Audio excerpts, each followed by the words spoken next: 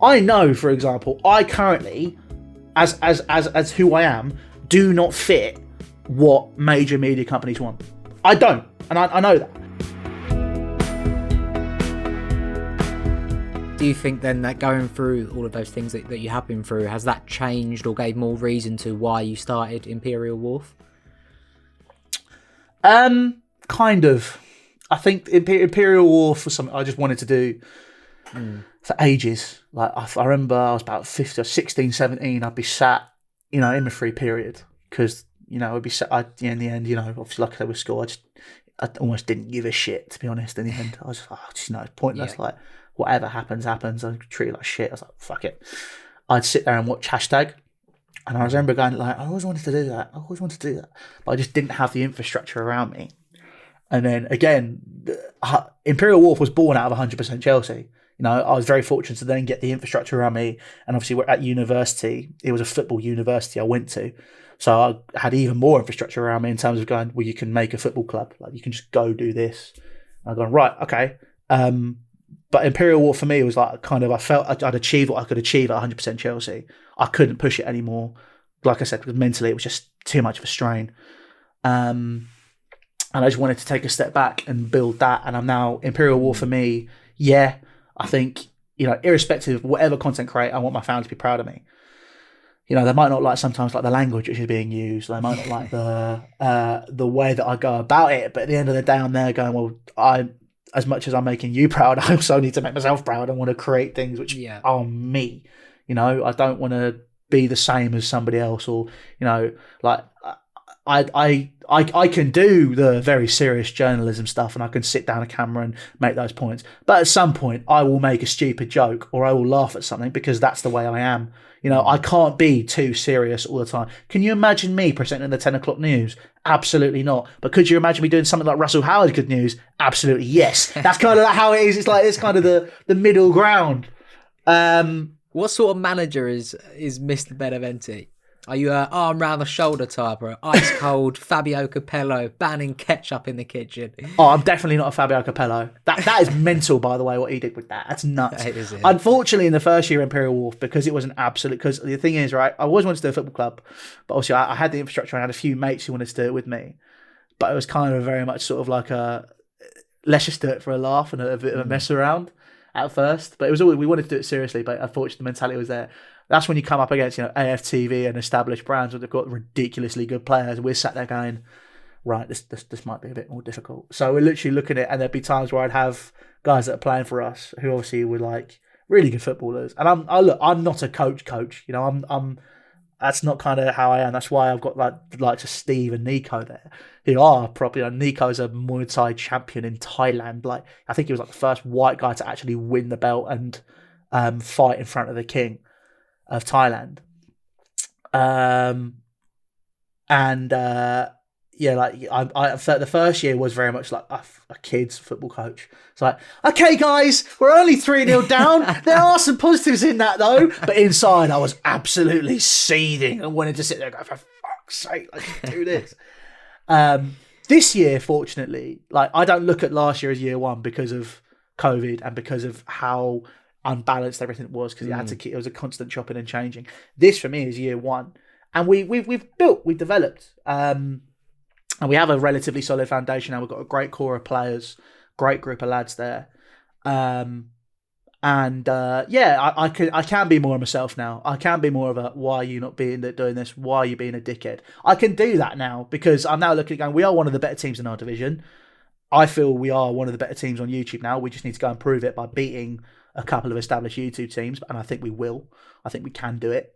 But I think, we are, it's a case of now, like the vibe that I want to create at Imperial Wharf. And I was actually, after we had our training session last night, and I was walking to the station with a couple of players, and they were just asking me about it, we were talking about it, it is a family. Whenever you walk through a door, if you're always welcome. If you walk out, as long as you've not been an arsehole to everybody, you're always welcome back. And you treat people with respect. And it's positive. We build each other up, and it's just bringing us all together to make sure that everything is done. And there are people which are there who, you know, fell out of love with football. And one of my missions is it's in a similar case to Rising Ballers in some cases. For me, it's a case of cool, like I said, in terms of people moving on, there are players who have fallen out of love with the game or didn't get picked up, who just want to play football and just enjoy themselves and learn to love it again. And that's what I want to be able to do with a lot of these players. Yeah. And even if they can't move on and they do end up just staying because they want to play football, they just love us, then brilliant. But there are players, for example, Ed, you know, he had the social media thing. You know, Amazon picked him up, BT picked him up, doing stuff, doing the skills where he bounced it across a pond and all that sort of stuff.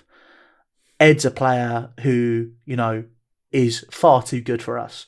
He's far too good for us. So I'm there going, cool, let's build you back up. Let's build, for his case, for example, let's build his social media presence. So if football actually playing doesn't work out, he's actually doing things on TikTok, on social media platforms where we can turn around and I can go, right, try this, this and this, and then we can get a brand deal and send it your way so you can be sustainable yourself.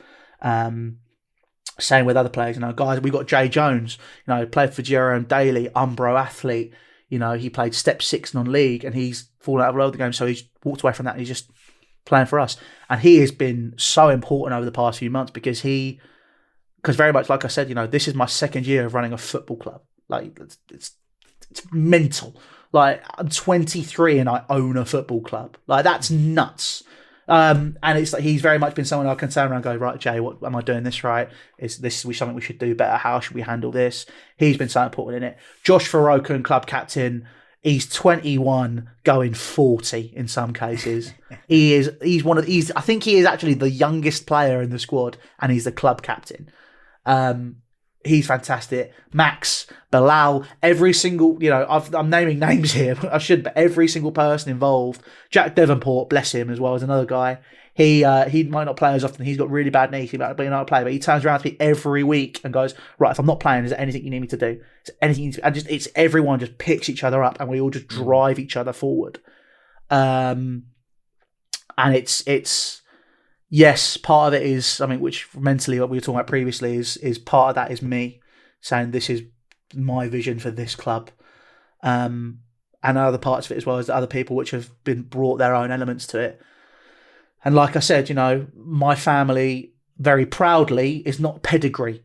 Very proudly, we are not a pedigree family. I remember my dad saying that to me, he said, we're not a pedigree. We're not like these people. And I don't mean it, like, he didn't mean it in a bad way that we weren't like these people. He's like, just, we're different. And Imperial Wharf is the same. And that's the image it's creating. You know, we for example, every YouTube football team, let's make our YouTube football team. Oh, and by the way, we're going to put grime music behind all of our games. Oh, yeah, we've got to be really road and really street when we're talking about stuff. And I'm sat there doing comms with Benj, just taking the piss. And then we've got obviously our kit, for example, which is, you know, very retro inspired. And the music we actually use real bands. We use people that are up and coming artists. For example, with Bedside Manners is, you know, the thing on the back of our shirt says "My People Matter," which obviously is very important to the aura which we're creating around the club. But also it's a track from them who you know, are very good friends of mine. And I've known, for example, the guitarist Ethan for nearly before I started YouTube, I knew Ethan. And, you know, we were just talking and just doing stuff. And, you know, we use their music and we develop that. And it's alternative rather than just being the same as everybody else. Be proud to be different. That's I'm very proud. There are times where I'm like, why am I not getting this? Because it's not good, but it's because it doesn't fit a certain thing. I know, for example, I currently, as who I am, do not fit what major media companies want. I don't. And I know that. So that's why another reason why I'm proud to be different. I'm proud to go, well, I'm creating my own thing. And then the mentality I have to have is not us against them, because the chip on the shoulder is one of the reasons I became quite toxic. It drove me, but it was also a reason that made me toxic. But it's like, you know, I'm very proud to maybe in a few years, people are, you know, we're turning around, we'll be doing stuff and people turn around and go, oh, can we come work with you? Can we do stuff? And I'll be like, yeah, sure, we'll work with you. But then that's when, for example, where now I'm too nice, I'm hoping I'm going to develop and I can actually be a bit more of a hard-nosed business person as well as a creative person. You know, I want to make sure that everything we create, because it's me in charge now, because I'm doing it and I've got the right people around me, we are creating the right thing. And it's like I said, it's going to take longer, but we're very proud to be different to everybody else.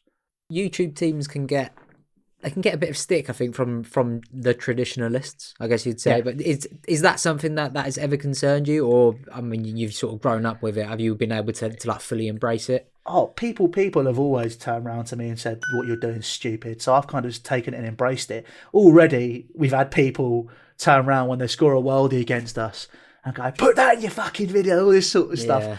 To which my response usually is, well, that's the point. You know, it's a football game, so you can take it and you can look really good. But you know, it's you know, traditionalists don't like it. But again, it's like there are players. One of our players, he played in the Essex Senior League a couple of years ago, and obviously just as hashtag have got into there, people can see what happens with hashtag. So all the traditionalists are now going, oh yeah, let's get on social media, let's do this, let's do that.